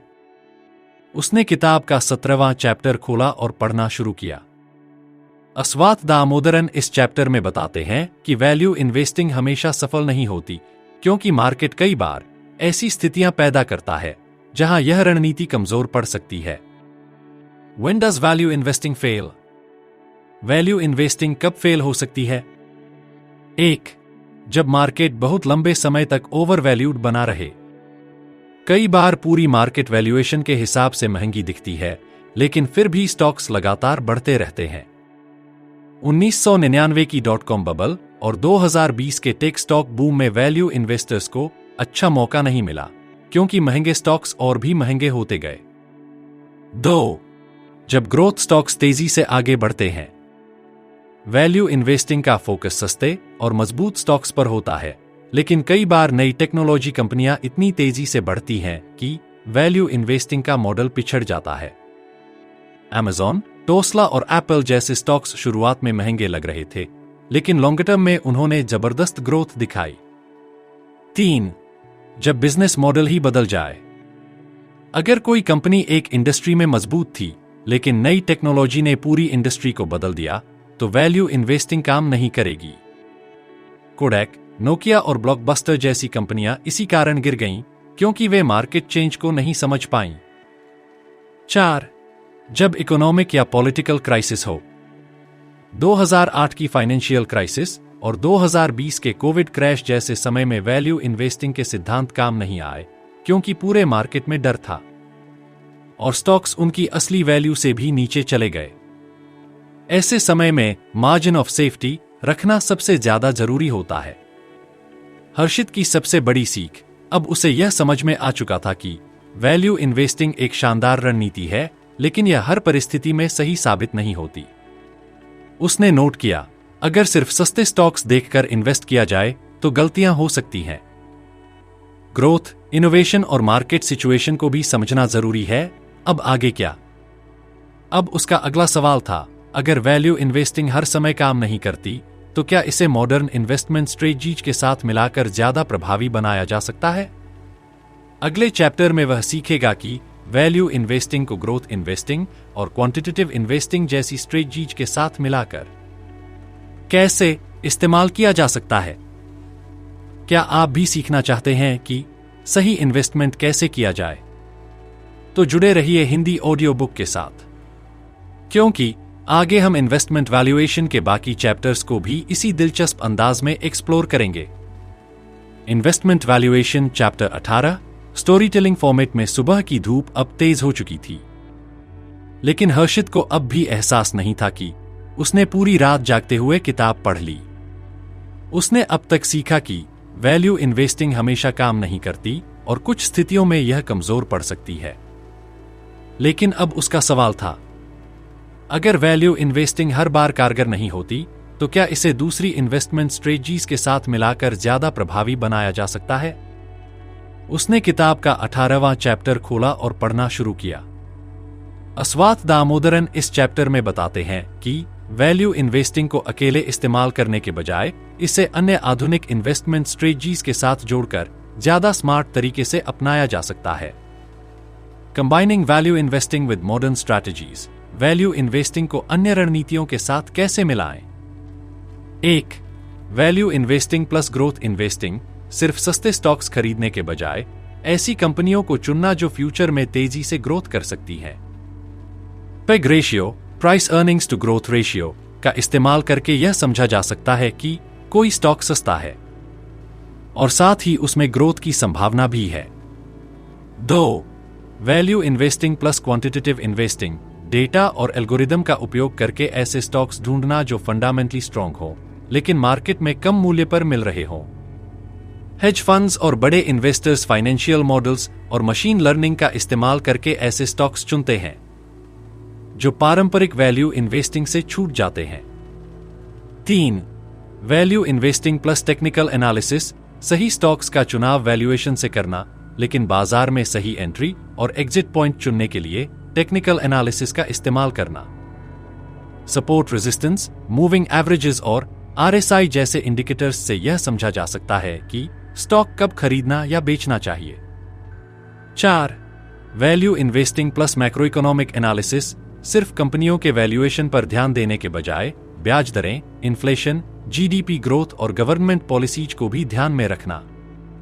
जब इंटरेस्ट रेट कम होते हैं तो ग्रोथ स्टॉक्स अच्छा परफॉर्म करते हैं, और जब रेट्स ज्यादा होते हैं तो वैल्यू स्टॉक्स ज्यादा सुरक्षित इन्वेस्टमेंट बन जाते हैं।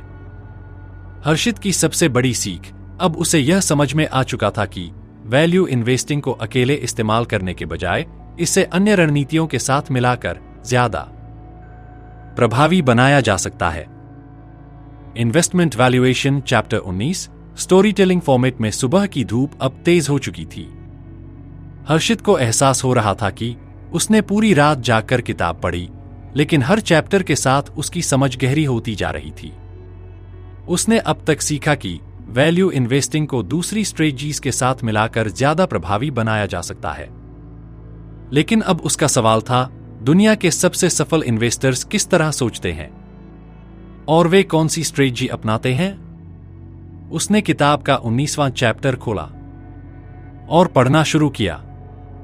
अस्वाथ दामोदरन इस चैप्टर में बताते हैं कि हर सफल इन्वेस्टर का अपना अलग तरीका होता है, लेकिन सभी में एक चीज समान होती है, वे लॉन्ग टर्म सोचते हैं और मार्केट के शॉर्ट टर्म उतार चढ़ाव से प्रभावित नहीं होते। Lessons from the greatest investors, दुनिया के सबसे सफल इन्वेस्टर्स की सीख। 1. वॉरेन बफेट, वैल्यू इन्वेस्टिंग का king. Price is what you pay, value is what you get. यानी कीमत और वैल्यू में फर्क समझो। बफेट ऐसी कंपनियों में इन्वेस्ट करते हैं जो फंडामेंटली मजबूत है, अच्छी लीडरशिप के साथ चल रही हैं और लंबे समय तक प्रॉफिट कमा सकती हैं। वे कहते हैं, अगर आप 10 साल के लिए कोई स्टॉक रखने को तैयार नहीं हैं, तो उसे 10 मिनट के लिए भी मत खरीदो। 2. चार्ली मुंगेर, मेंटल मॉडल्स के मास्टर। मुंगेर सिर्फ नंबरों पर भरोसा नहीं करते, बल्कि कंपनी के बिजनेस मॉडल, इंडस्ट्री ट्रेंड्स और मैनेजमेंट की क्वालिटी को भी देखते हैं। वे कहते हैं, एक अच्छा इन्वेस्टर बनने के लिए आपको अलग अलग विषयों की समझ होनी चाहिए: इकोनॉमिक्स, साइकोलॉजी, लॉ और हिस्ट्री। 3. रे डालियो, मैक्रो इकोनॉमिक इन्वेस्टिंग के जादूगर। डालियो का मानना है कि मार्केट साइकिल्स को समझना जरूरी है, क्योंकि इकोनॉमी हमेशा एक ही पैटर्न में चलती है। वे ऑल वेदर पोर्टफोलियो की स्ट्रेटजी अपनाते हैं, जिससे मार्केट के किसी भी उतार चढ़ाव में उनका इन्वेस्टमेंट सुरक्षित रहता है। 4. Peter Lynch, invest in what you know. वे कहते हैं, अगर आप किसी कंपनी का प्रोडक्ट खुद इस्तेमाल करते हैं और आपको यह अच्छा लगता है, तो यह रिसर्च करने का पहला कदम हो सकता है। उन्होंने कई ऐसे स्टॉक्स खोजे जो आम इन्वेस्टर्स की नजरों से छूट गए थे, क्योंकि वे मार्केट के ट्रेंड्स को अपनी रोजमर्रा की जिंदगी में भी देखते थे। हर्षित की सबसे बड़ी सीख अब उसे यह समझ में आ चुका था कि हर सफल इन्वेस्टर की अपनी अलग स्ट्रेटजी होती है, लेकिन सभी में धैर्य, गहरी रिसर्च और लॉन्ग टर्म विजन समान होता है। उसने नोट किया, जल्दी पैसा बनाने के बजाय स्मार्ट इन्वेस्टिंग सीखना ज्यादा जरूरी है, और इसके लिए सिर्फ नंबर नहीं, बल्कि सही माइंडसेट भी चाहिए। अब आगे क्या? अब उसका अगला सवाल था, अगर सफल इन्वेस्टर्स की ये स्ट्रेटजीज इतनी कारगर हैं, तो आम इन्वेस्टर्स इन्हें कैसे अपना सकते हैं? अगले चैप्टर में वह सीखेगा कि इन सिद्धांतों को अपनी इन्वेस्टमेंट स्ट्रेटजी में कैसे शामिल किया जाए और एक मजबूत पोर्टफोलियो कैसे बनाया जाए। क्या आप भी सीखना चाहते हैं कि सही इन्वेस्टमेंट कैसे किया जाए? तो जुड़े रहिए हिंदी ऑडियो बुक के साथ, क्योंकि आगे हम इन्वेस्टमेंट वैल्यूएशन के बाकी चैप्टर्स को भी इसी दिलचस्प अंदाज में एक्सप्लोर करेंगे। Investment valuation chapter 20 story telling format में सुबह अब पूरी तरह हो चुकी थी। हर्षित ने खिड़की से बाहर देखा, शहर जाग चुका था, लेकिन उसके दिमाग में अब भी एक सवाल घूम रहा था।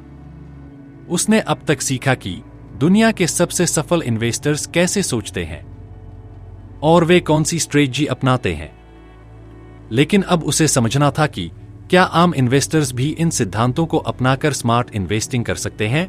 उसने किताब का 20वां चैप्टर खोला और पढ़ना शुरू किया। अस्वाथ दामोदरन इस चैप्टर में बताते हैं कि सही इन्वेस्टिंग सिर्फ बड़े इन्वेस्टर्स के लिए नहीं, बल्कि कोई भी व्यक्ति एक मजबूत पोर्टफोलियो बनाकर फाइनेंशियल ग्रोथ हासिल कर सकता है। How to build a strong investment portfolio. एक सफल इन्वेस्टमेंट पोर्टफोलियो कैसे बनाएं? 1. अपने फाइनेंशियल गोल को समझो। क्या आप लॉन्ग टर्म वेल्थ बनाना चाहते हैं, रिटायरमेंट के लिए सेव करना चाहते हैं या जल्दी रिटर्न पाना चाहते हैं? गोल के अनुसार रिस्क लेने की क्षमता और इन्वेस्टमेंट स्ट्रेटजी तय करनी चाहिए। 2. डाइवर्सिफाइड पोर्टफोलियो बनाओ। सिर्फ स्टॉक्स में ही नहीं, बल्कि बॉन्ड्स, गोल्ड, रियल एस्टेट और इंटरनेशनल मार्केट्स में भी इन्वेस्ट करो। डाइवर्सिफिकेशन से रिस्क कम होता है और रिटर्न ज्यादा स्टेबल रहता है। 3. मार्जिन ऑफ सेफ्टी को मत भूलो। कभी भी ओवरवैल्यूड स्टॉक्स में मत इन्वेस्ट करो। हमेशा सही कीमत पर खरीदने की कोशिश करो। मार्केट क्रैश के समय कैश बचाकर रखो ताकि कम कीमत पर अच्छे स्टॉक्स खरीद सको। 4. रेगुलर इन्वेस्टमेंट करो। टाइमिंग का इंतजार मत करो।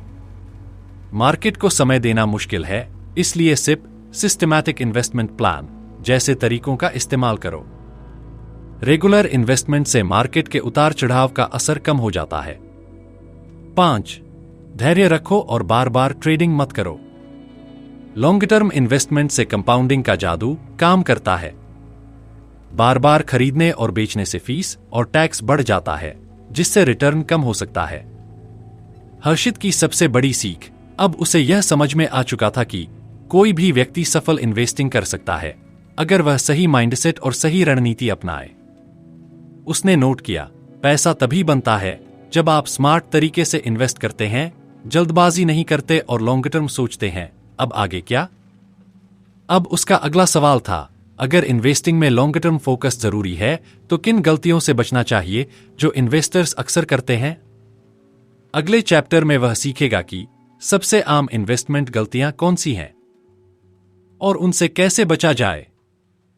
क्या आप भी सीखना चाहते हैं कि सही इन्वेस्टमेंट कैसे किया जाए? तो जुड़े रहिए हिंदी ऑडियो बुक के साथ, क्योंकि आगे हम इन्वेस्टमेंट वैल्यूएशन के बाकी चैप्टर्स को भी इसी दिलचस्प अंदाज में एक्सप्लोर करेंगे।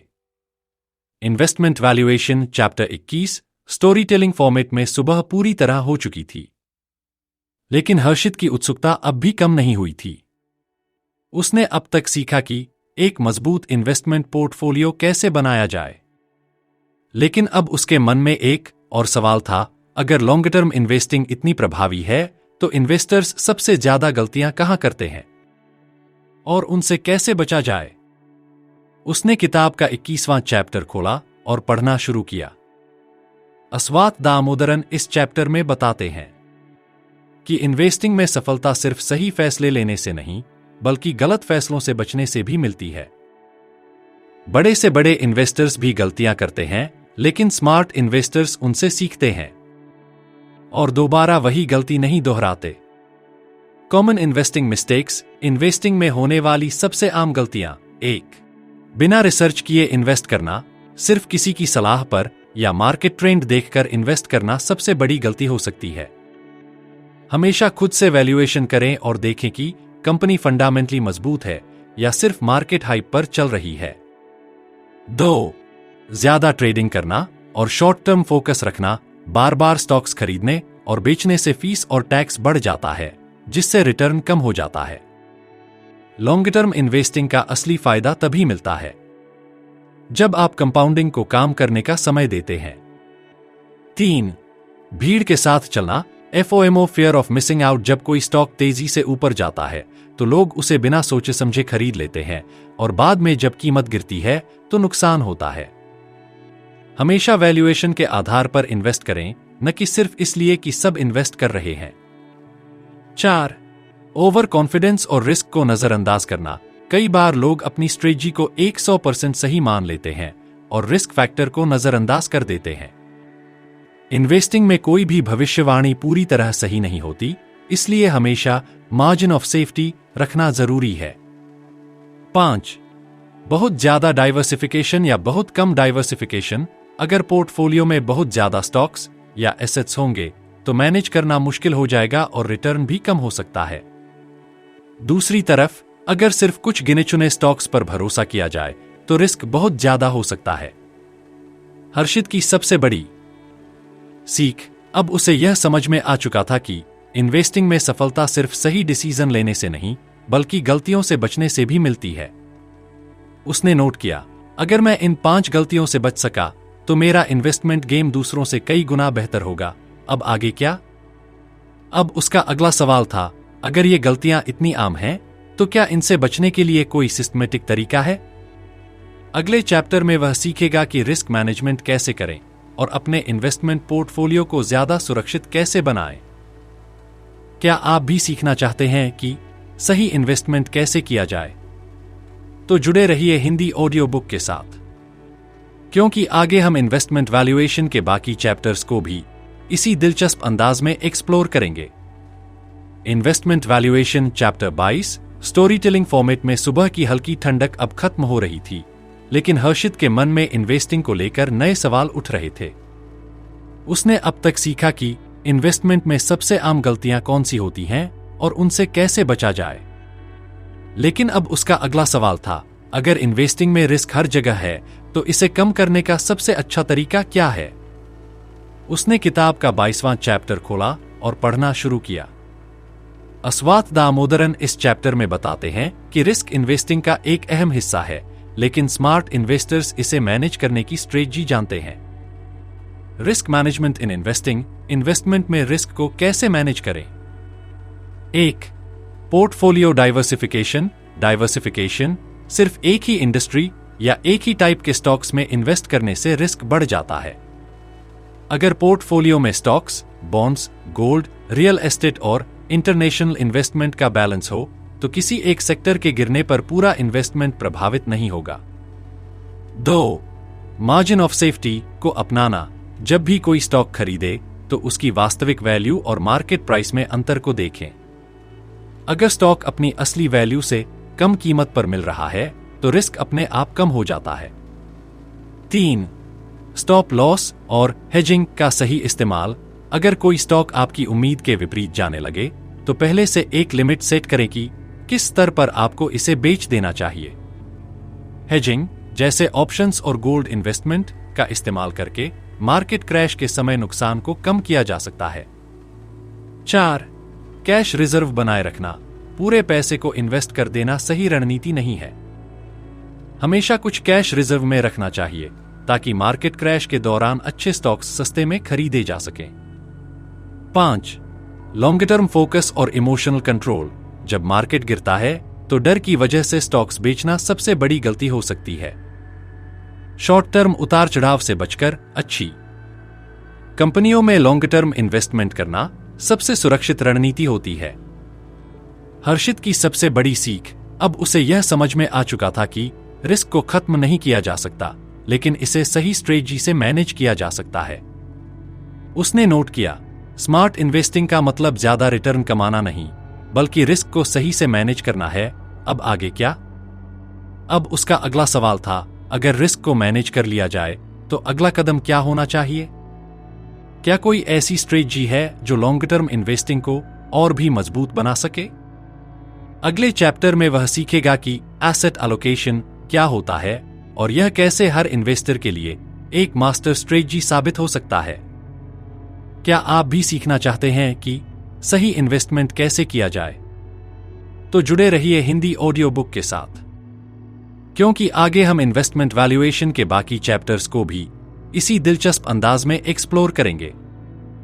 Investment valuation chapter 23 story telling format में सुबह पूरी तरह हो चुकी थी, लेकिन हर्षित की उत्सुकता अब भी कम नहीं हुई थी। उसने अब तक सीखा कि रिस्क को पूरी तरह खत्म नहीं किया जा सकता, लेकिन इसे मैनेज करने की स्मार्ट स्ट्रेटजीज होती हैं। लेकिन अब उसका सवाल था, अगर रिस्क को मैनेज कर लिया जाए, तो अगला कदम क्या होना चाहिए? क्या कोई ऐसी स्ट्रेटजी है जो लॉन्ग टर्म इन्वेस्टिंग को और भी मजबूत बना सके? उसने किताब का 23वां चैप्टर खोला और पढ़ना शुरू किया। अस्वाथ दामोदरन इस चैप्टर में बताते हैं कि एसेट एलोकेशन किसी भी इन्वेस्टमेंट प्लान की नींव होती है। सही एसेट एलोकेशन तय करना रिटर्न को बेहतर बनाने और रिस्क को संतुलित करने का सबसे प्रभावी तरीका है। The power of asset allocation, सही एसेट एलोकेशन क्यों जरूरी है? 1. एसेट एलोकेशन का मतलब क्या है? यह तय करना कि आपका पैसा stocks, bonds, gold, real estate, crypto या कैश में कैसे विभाजित होना चाहिए। अगर किसी एक एसेट क्लास में गिरावट आती है, तो दूसरा एसेट क्लास उसे बैलेंस कर सकता है। 2. सही एसेट एलोकेशन कैसे तय करें? युवाओं के लिए अग्रेसिव पोर्टफोलियो, ज्यादा ग्रोथ पाने के लिए 70 से 80% स्टॉक्स, 10 से 20% बॉन्ड्स और बाकी गोल्ड व कैश।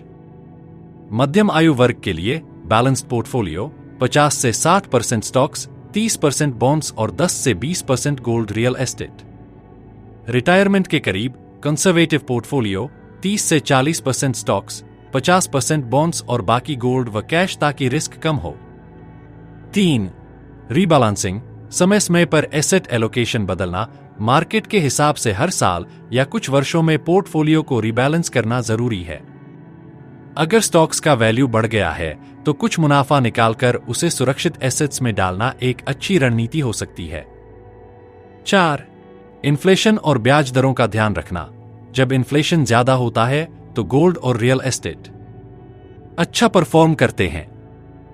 जब ब्याज दरें बढ़ती हैं तो बॉन्ड्स पर ज्यादा रिटर्न मिलता है और ग्रोथ स्टॉक्स प्रभावित होते हैं।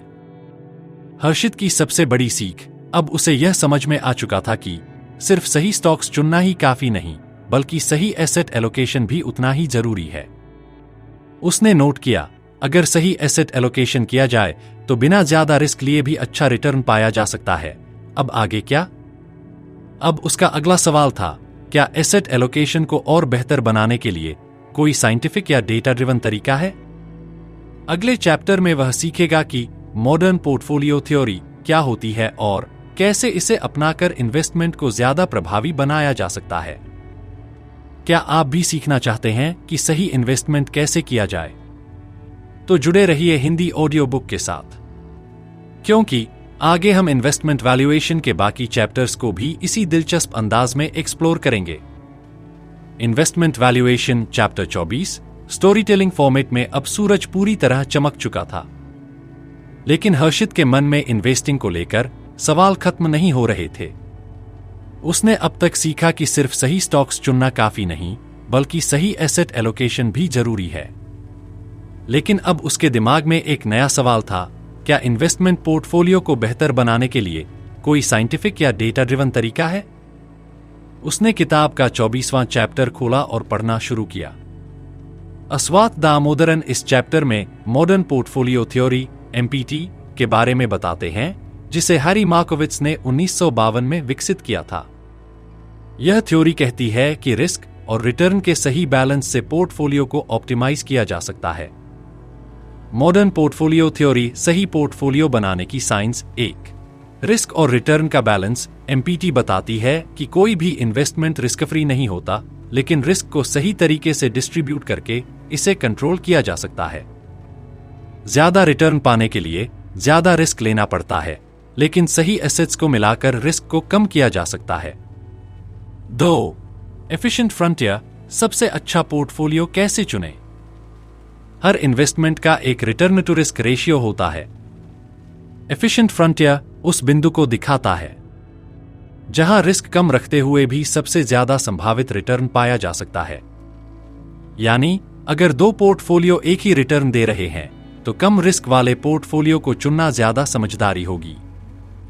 3. डाइवर्सिफिकेशन, स्मार्ट तरीके से जोखिम को कम करना। अगर पोर्टफोलियो में अलग अलग इंडस्ट्रीज, अलग अलग एसेट क्लास और इंटरनेशनल इन्वेस्टमेंट शामिल हों तो रिस्क कम हो जाता है। Stocks plus bonds plus gold plus international markets का सही बैलेंस एक मजबूत पोर्टफोलियो बनाता है। 4. कोरिलेशन, क्यों जरूरी है कि सभी एसेट्स एक जैसे न हो? अगर सभी एसेट्स एक ही दिशा में मूव करते हैं तो पोर्टफोलियो में बैलेंस नहीं रहेगा। एक अच्छा पोर्टफोलियो वह होता है जिसमें कुछ एसेट्स बढ़ें, भले ही कुछ गिरें, ताकि कुल रिटर्न स्टेबल बना रहे। हर्षित की सबसे बड़ी सीख अब उसे यह समझ में आ चुका था कि सिर्फ अच्छे स्टॉक्स चुनना ही काफी नहीं, बल्कि उन्हें इस तरह से मिलाना जरूरी है कि कम से कम रिस्क में ज्यादा से ज्यादा रिटर्न मिले। उसने नोट किया, सही पोर्टफोलियो बनाने के लिए सिर्फ रिटर्न नहीं, बल्कि रिस्क को भी ध्यान में रखना जरूरी है। अब आगे क्या? अब उसका अगला सवाल था, अगर मॉडर्न पोर्टफोलियो थ्योरी इतनी कारगर है तो क्या इसे हर तरह के इन्वेस्टर्स के लिए अपनाया जा सकता है?